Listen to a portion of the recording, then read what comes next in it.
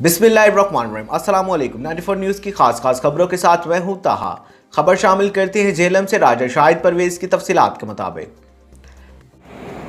Cantonment board में बल्दियाती इंतखाबात के लिए पोलिंग का अमल तेजी से जारी। डीपीओ झेलम शाकिर हुसैन दावड़ का मुख्तलिफ पोलिंग स्टेशन का दौरा। डीपीओ झेलम ने सिक्योरिटी के इंतजाम को चेक किया। राजा शाहिद परवेज की तफसीलात के मुताबिक पोलिंग सुबह 8 बजे से शाम 6 बजे तक जारी रहेगी।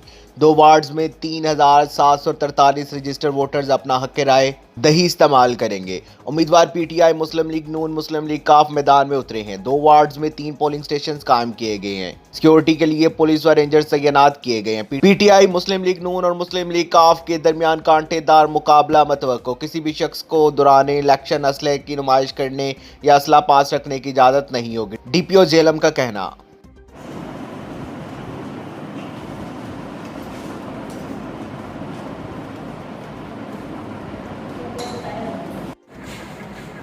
मिल गई वापस काट दे।